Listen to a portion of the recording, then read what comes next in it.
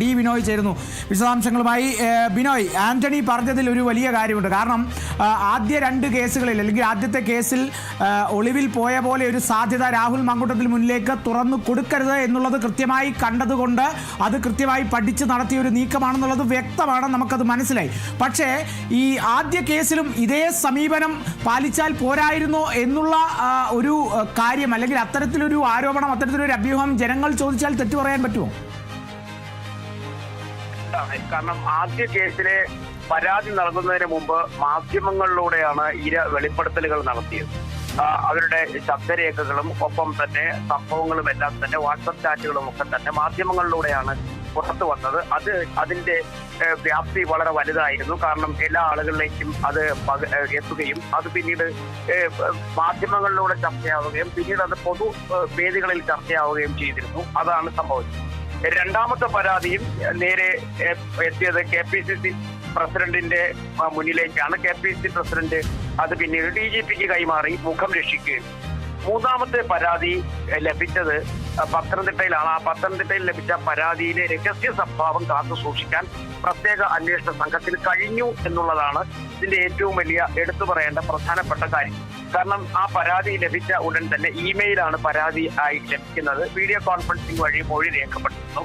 ഇത് രണ്ടും ആ പ്രത്യേക അന്വേഷണ സംഘത്തിൽ മാത്രം ഒതുങ്ങി നിന്ന അല്ലെങ്കിൽ വളരെ ചുരുക്കം ആളുകൾ മാത്രം അറിഞ്ഞ ഒരു സംഭവമായിരുന്നു. ഇതിനകത്തേക്ക് കൂടുതൽ ആളുകളുടെ സാന്നിധ്യം ഉണ്ടാവാത്തത് കൊണ്ട് തന്നെ ഇതിന്റെ രഹസ്യ സ്വഭാവം കാത്തു സൂക്ഷിക്കാൻ കഴിയുന്നതാണ്. കാരണം പരാതി കിട്ടി ഒരാഴ്ചക്കുള്ളിൽ തന്നെ ഈ അറസ്റ്റ് ഉൾപ്പെടെയുള്ള നടപടിക്രമങ്ങളിലേക്ക് കടക്കാൻ കഴിഞ്ഞു എന്നുള്ളത് പോലീസിനെ സംബന്ധിച്ചിടത്തോളം അല്ലെങ്കിൽ പ്രത്യേക അന്വേഷണ സംഘത്തെ സംബന്ധിച്ചിടത്തോളം വലിയ നേട്ടമായിട്ട് അവർ എടുത്തു പറയുന്നുണ്ട്. പക്ഷെ ഈ നടപടിക്രമങ്ങൾ വളരെ വേഗത്തിലാക്കി അതിന്റെ രഹസ്യ സ്വഭാവം കാത്തു സൂക്ഷിച്ചെങ്കിലും ഈ പരാതിയുമായി ബന്ധപ്പെട്ട അടുത്ത നടപടിക്രമങ്ങൾ ഇനി വേറെയുണ്ട്. അത് ഒരു പക്ഷേ ഈ ഇരയുടെ മൂന്നാമത്തെ സംഭവത്തിന് മൂന്നാം സംഭവത്തിലെ ഇര അവരുടെ രഹസ്യ മൊഴി രേഖപ്പെടുത്തണം. അങ്ങനെ തുടങ്ങി നിരവധിയായ കാര്യങ്ങൾ നിലനിൽപ്പുണ്ട്. പക്ഷെ പരാതിയിൽ നൽകിയിരിക്കുന്ന വിവരങ്ങൾ അനുസരിച്ച് വളരെ രൂക്ഷമായ പരാതികളാണ്. പ്രത്യേകിച്ചും DNA പരിശോധനയ്ക്ക് പോലും സാമ്പിളുകൾ യുവതി ശേഖരിച്ചു വെച്ചിരുന്നു, അല്ലെങ്കിൽ അതിജീവത ശേഖരിച്ചു വെച്ചിരുന്നു. DNA പരിശോധനയ്ക്ക് രാഹുൽ മാങ്കൂട്ടത്തിൽ MLA സാമ്പിൾ ആവശ്യപ്പെട്ട് നൽകിയില്ല എന്നും ഒക്കെ തന്നെ ഉള്ള വിവരങ്ങൾ കൂടി ഉൾപ്പെടുത്തിക്കൊണ്ടുള്ള വലിയ വിശദമായ ഒരു പരാതിയാണ്. അപ്പോൾ ആ പരാതിയുടെ മാനം നമ്മൾ ഉദ്ദേശിക്കുന്നതിനും അപ്പുറത്തേക്ക് നീണ്ടിരിക്കുന്നു എന്നുള്ളതാണ്. ആദ്യ അതിജീവ നൽകിയ പരാതിയുമായി ബന്ധപ്പെട്ട അലയൊലകൾ എങ്ങും തന്നെ കെട്ടടങ്ങിയിട്ടില്ല. അതുമായി ബന്ധപ്പെട്ട പരാതികൾ ഇപ്പോഴും പലതരത്തിൽ പല രീതിയിലൊക്കെ പ്രത്യേക അന്വേഷണ സംഘത്തിന്റെ മുന്നിലേക്ക് എത്തുന്നുണ്ട്. രണ്ടാമത്തെ പരാതിക്കാരി ആ പരാതി നൽകി മൗനത്തിലാണ്. മൂന്നാമത്തെ പരാതി സംബന്ധിച്ചോളം അവര് ഈ പരാതിയുമായി മുന്നോട്ട് പോകാൻ തന്നെ തീരുമാനിച്ചിരിക്കുന്നു. വിദേശത്തുള്ള സ്ത്രീയാണ്, അവരത് കൃത്യമായി അതിന്റെ രീതിക്ക് മുന്നോട്ട് കൊണ്ടുപോയിരിക്കുന്നു എന്നുള്ളത്. അപ്പൊ ഈ മൂന്ന് പരാതികളും രാഹുൽ മാങ്കൂട്ടത്തിനെ സംബന്ധിച്ചിടത്തോളം അയാളുടെ രാഷ്ട്രീയ ഭാവിയെ തന്നെ തകർക്കുന്ന തരത്തിലേക്കുള്ളതായി മാറപ്പെട്ട് കഴിഞ്ഞിരിക്കുന്നു എന്ന് നമുക്ക് എടുത്തു പറയാൻ കഴിയും. കാരണം ഇനി കോൺഗ്രസിനെ സംബന്ധിച്ചോളം കോൺഗ്രസ് പൂർണ്ണമായും രാഹുൽ മാങ്കൂട്ടത്തിനെ കൈയൊഴിഞ്ഞു കഴിഞ്ഞിരിക്കുന്നു.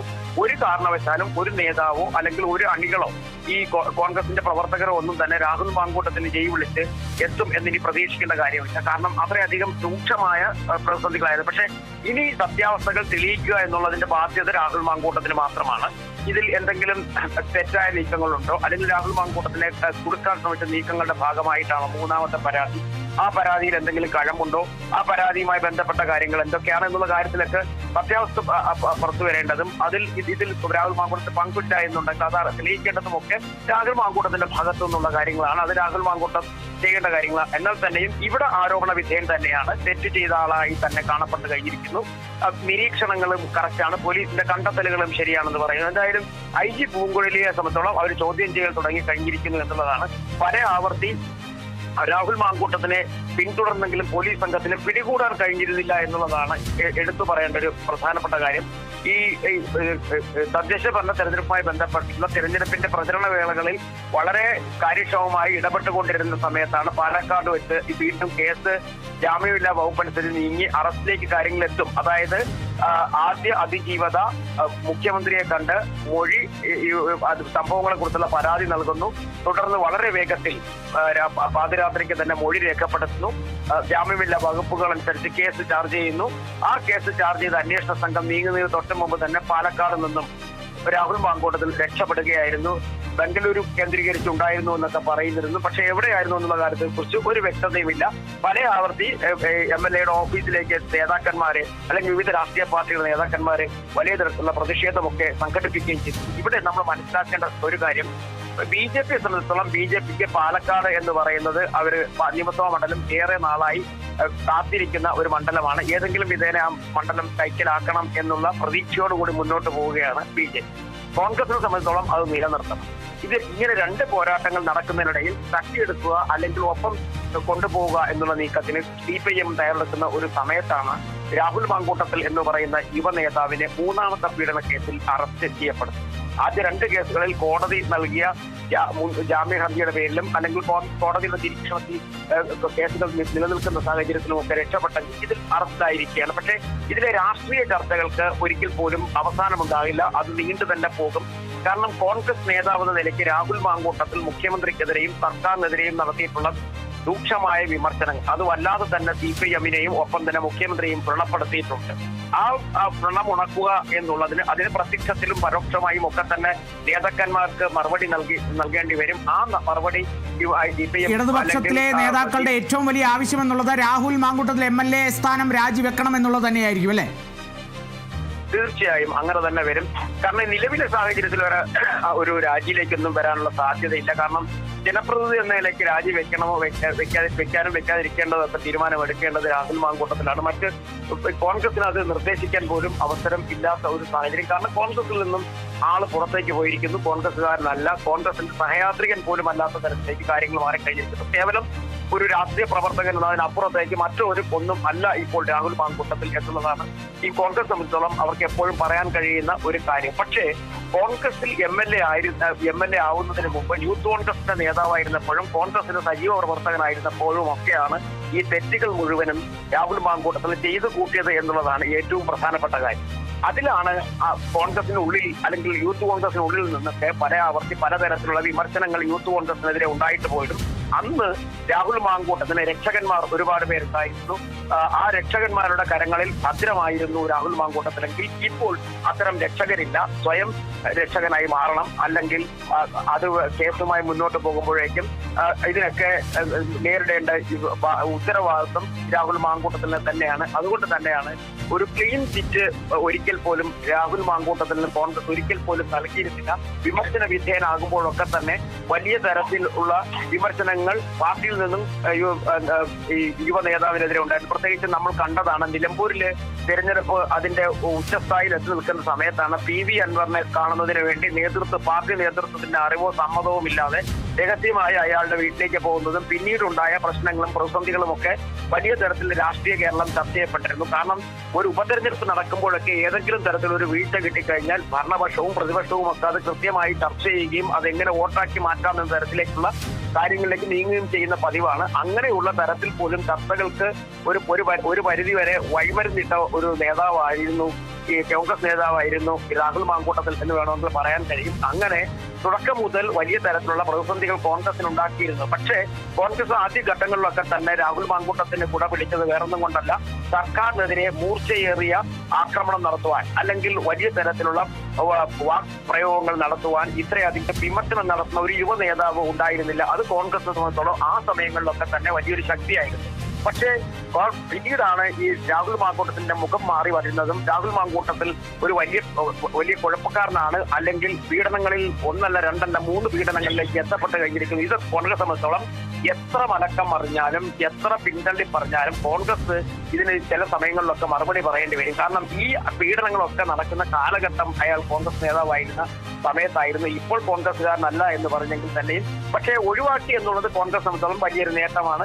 അയാൾ കോൺഗ്രസ് നേതാവല്ല, കോൺഗ്രസുമായി ഒരു ബന്ധവുമില്ല. പൂർണ്ണമായി ഒരു രാഷ്ട്രീയ പാർട്ടി എടുക്കുന്നതിനേക്കാളും വളരെ ധീരമായൊരു തീരുമാനം കോൺഗ്രസ് അന്ന് എടുത്തു. പ്രതിപക്ഷ നേതാവ് നിയമസഭയിലേക്ക് വരരുത് എന്ന് പറഞ്ഞിട്ട് പോലും ഈ മുൻ മുഖ്യമന്ത്രി VS അച്യുതാനന്ദന്റെ ചരമോപചാരം അറിയിക്കുന്ന സമയത്ത് നിയമസഭയിലെത്തുന്നു. നിയമസഭാ സമ്മേളനം നടന്നുകൊണ്ടിരിക്കുന്ന സമയത്ത് നിയമസഭ വേദിയിലേക്ക് എത്തി അന്ന് അദ്ദേഹത്തിന് ഒരു പ്രത്യേകം ബ്ലോക്കായിട്ടിരിക്കാനായിരുന്നു നിർദ്ദേശം. ആ ബ്ലോക്കിലെത്തി അല്പസമയം ഇരുന്നിട്ട് പുറത്തേക്ക് പോകുന്നു. പക്ഷേ ഭാഗ്യം കൊണ്ടാണ് നിയമസഭയിലെ ബഹളത്തിൽ നിന്നും രക്ഷപ്പെട്ടു പോയത്. കാരണം ചരമോപചാരം അർപ്പിക്കുന്ന വേളയിൽ സാധാരണഗതിയിൽ വാദപ്രതിവാദങ്ങൾ ഉണ്ടാവുന്ന പതിവില്ല. അത് കൃത്യമായി മനസ്സിലാക്കി തന്ത്രശാലിയായ ബുദ്ധിപരമായ നീക്കത്തിലൂടെ അത് നിയമസഭയ്ക്കകത്ത് കടന്നുപോയി. അത് വലിയ തരത്തിലുള്ള തലവേദനയാണ് പ്രതിപക്ഷ നേതാവിന് ഉണ്ടാക്കിയത്. കാരണം യാതൊരു കാരണവശാലും നിയമസഭയിലേക്ക് വരില്ല എന്ന് പല ആവർത്തി പ്രഖ്യാപിച്ചിരുന്ന രാഹുൽ മാങ്കൂട്ടം ഉണ്ടാകില്ല എന്ന് പല ആവർത്തി പ്രഖ്യാപിച്ച വി ഡി സതീശന് ഏറ്റ ഒരു വലിയ പ്രഹരമായിരുന്നു ഇയാൾ നിയമസഭയിലേക്ക് എത്തി. അപ്പോ ഇയാൾ ഒരു വിഭാഗത്തിന്റെ ആളായി നിന്നുകൊണ്ട് ഒരു വിഭാഗത്തിന്റെ പിൻബലത്തോടുകൂടി കോൺഗ്രസിൽ നടത്തിയ ചില നീക്കങ്ങളുണ്ട്. ആ നീക്കങ്ങളെ പ്രതിരോധിക്കുവാൻ പല ആവർത്തി പ്രതിപക്ഷ നേതാവായാലും കോൺഗ്രസ് നേതാക്കന്മാരായാലും ശ്രമിച്ചിട്ടുണ്ടെങ്കിൽ തന്നെയും അവിടെയൊക്കെ വിജയശ്രീലാളിതനായി മുന്നോട്ട് പോയെങ്കിൽ ഇത്തവണ ഈ പീഡന കേസുകളിലൊക്കെ തന്നെ അയാൾ എന്താണ് നടത്തിയിരിക്കുന്നത്, അല്ലെങ്കിൽ അയാളുടെ ഇടപെടലുകൾ, അല്ലെങ്കിൽ അയാൾ നടത്തിയിരിക്കുന്ന ക്രമക്കേടുകൾ, അയാൾ നടത്തിയിരിക്കുന്ന പീഡനങ്ങളൊക്കെ ശരിവെക്കുന്ന തരത്തിലേക്ക് കാര്യങ്ങൾ എത്തിച്ചേർന്നിരിക്കുന്നു. അതുകൊണ്ട് തന്നെയാണ് കോൺഗ്രസ് കൃത്യമായി തള്ളിപ്പറയുകയും വേണ്ടെന്ന് വെക്കുകയും ഒക്കെ ചെയ്തിരുന്നത്. എന്നിരുന്നാൽ തന്നെയും പ്രതിപക്ഷത്തിന് മുന്നിലേക്ക് സർക്കാർ അനുകൂലികളായ രാഷ്ട്രീയ പാർട്ടികൾ ഉന്നയിക്കുന്ന ആരോപണ തരങ്ങൾക്ക് മറുപടി നൽകുക എന്നുള്ളത് കോൺഗ്രസിന്റെ മുന്നിൽ ഉത്തരവാദിത്തമാണ്. അവർക്ക് മറുപടി പറയേണ്ടതായിട്ട് വരും. പക്ഷെ നേതാക്കന്മാർക്ക് കൃത്യമായി ഒഴിഞ്ഞു മാറാനുള്ള ഒരു അവസരം നേരത്തെ തന്നെ കോൺഗ്രസ് സൃഷ്ടിച്ചിരിക്കുന്നത് കൊണ്ട് വലിയ പരിക്കില്ലാതെ കോൺഗ്രസിന് മുന്നോട്ട് പോകും. എന്തായാലും അന്തിച്ച ചർച്ചകളിലും ഒപ്പം തന്നെ മറ്റു കാര്യങ്ങളിലുമൊക്കെ വാർത്തകളിലുമൊക്കെ തന്നെ ഈ അറസ്റ്റ് നിലനിൽക്കും എന്നുള്ളതാണ് നമുക്ക് മനസ്സിലാക്കാൻ കഴിയുക. രാഹുൽ മാങ്കൂട്ടത്തിനെ സംബന്ധിച്ചിടത്തോളം ഇനി പാലക്കാട്ടേക്ക് ഒരു സാധ്യത കോൺഗ്രസ് നേരത്തെ തന്നെ അടച്ചു കഴിയും എന്നുള്ളത് ഉറപ്പായിരുന്നു. കാരണം അവർ അതുമായി ബന്ധപ്പെട്ട് രാഹുൽ മാങ്കൂട്ടത്തിന്റെ പേരോ അല്ലെങ്കിൽ അതുമായി ബന്ധപ്പെട്ട കാര്യങ്ങളോ ഒരു നീക്കമോ നടത്തിയിട്ടില്ല.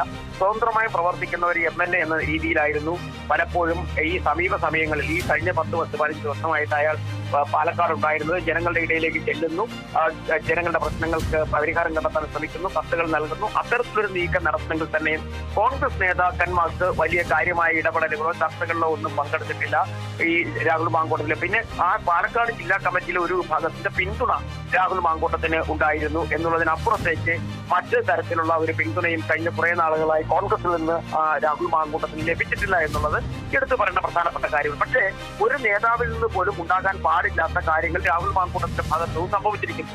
ഇതിന്റെ യഥാർത്ഥ സത്യാവസ്ഥകൾ ഇനി പുറത്തു വരേണ്ടതായിട്ടിരിക്കുന്നു. കാരണം ഈ മൂന്നാമത്തെ കേസുമായി ബന്ധപ്പെട്ട കൂടുതൽ വിവരങ്ങൾ ലഭ്യമായിട്ടില്ല. കാരണം പോലീസ് നൽകുന്ന വിവരങ്ങൾ അനുസരിച്ച് അതിലൊരു മാത്രമാണ് ഇപ്പോൾ പുറത്തേക്ക് വരുന്നത്. ഈ അതിജീവത, മൂന്നാമത്തെ കേസിലെ അതിജീവത നിലവിൽ വിദേശത്താണ് ഉള്ളത്. അവർ പത്തനംതിട്ട സ്വദേശിനിയാണെന്ന് പറയപ്പെടുന്നുണ്ട്. ഇതുമായി ബന്ധപ്പെട്ട വിവരങ്ങളൊന്നും വ്യക്തമായി പോലീസ് നൽകുന്നില്ല.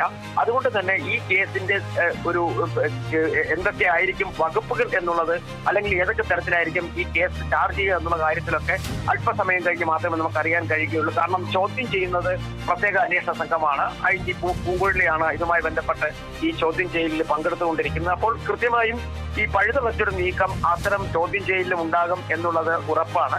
കാരണം രാഹുൽ മാങ്കൂട്ടത്തിനെ സംബന്ധിച്ചിടത്തോളം സർക്കാരിന് പലതരത്തിൽ ഒരു തലവേദനയും ബുദ്ധിമുട്ടും ഉണ്ടാക്കിയിരുന്ന ഒരു നേതാവായിരുന്നു. പക്ഷേ ഇപ്പോൾ നിലവിലെ സാഹചര്യത്തിൽ കോൺഗ്രസിന്റെ പിന്തുണ കൂടി നഷ്ടപ്പെട്ടതോടുകൂടി തന്നെ രാഹുൽ മാങ്കൂട്ടം കേവലം ഒരു സാധാരണക്കാരനായി മാറപ്പെട്ട് കഴിഞ്ഞിരിക്കുന്നു. ഇനി അന്വേഷണങ്ങൾക്ക് മുന്നിലും ഒപ്പം തന്നെ ചോദ്യചരങ്ങൾക്ക് മുന്നിലും ഒക്കെ തന്നെ രാഹുൽ മാങ്കൂട്ടത്തിന് ഹാജരാകേണ്ടി വരും. ഇനി പെട്ടെന്നൊന്നും തന്നെ, കാരണം ഈ പീഡന കേസും പീഡന പരാതിയും ഒക്കെ നിലനിൽക്കുന്നത് കൊണ്ട് തന്നെ കോടതിയിലെത്തിയാൽ തന്നെ വളരെ വേഗത്തിലൊന്നും തന്നെ രാഹുൽ മാങ്കൂട്ടത്തിന്റെ പുറത്തേക്ക് വരാൻ കഴിയുമോ എന്നുള്ള കാര്യവും സംശയമാണ്. എന്തായാലും വലിയ തരത്തിലുള്ള രാഷ്ട്രീയ ചർച്ചയ്ക്ക് ഇപ്പോൾ കേരളം വഴിവെച്ചിരിക്കുക, അല്ലെങ്കിൽ കേരളം മാറിയിരിക്കുന്നു എന്നുള്ളത് ഉറപ്പാണ്. രാഹുൽ മാങ്കൂട്ടത്തിന്റെ അറസ്റ്റിനെ അത്ര നിസ്സാരമായി തള്ളിക്കളയാൻ CPM തയ്യാറാവില്ല. സർക്കാരുമായി ബന്ധപ്പെട്ട രാഷ്ട്രീയ പാർട്ടികൾ തയ്യാറാവില്ല. മറുപടി പറയാൻ കോൺഗ്രസും തയ്യാറെടുത്തേ മതിയാവുകയുള്ളൂ. വിശദാംശങ്ങൾ നൽകിയത്, വിശകലനം നടത്തിയിരിക്കുന്നത് മൂന്നാം ബലാത്സംഗ പരാതിയിൽ രാഹുൽ മാങ്കൂട്ടത്തിനെ കസ്റ്റഡിയിലെടുത്ത് ഇപ്പോൾ പത്തനംതിട്ട AR ക്യാമ്പിൽ ചോദ്യം ചെയ്യൽ തുടരുകയാണ്. G പൂങ്കുഴലിയുടെ നേതൃത്വത്തിൽ അവിടെ ചോദ്യം ചെയ്യൽ പുരോഗമിക്കുന്നു. 10 മണിയോടുകൂടി ചെന്ന് കോടതിയിൽ ഹാജരാക്കുമെന്നുള്ള വിവരങ്ങൾ കൂടി ലഭിക്കുന്നു. മുൻ കേസുകളിലെ പോലെയല്ല, പരാതി കുറച്ച് ഗുരുതരമാണ്. കുറ്റങ്ങൾ, അല്ലെങ്കിൽ അതിൽ ആരോപിക്കപ്പെട്ട ചുമത്തപ്പെട്ട കുറ്റങ്ങൾ സമാനമാണെങ്കിലും സാമ്പത്തിക ചൂഷണം എന്നുള്ള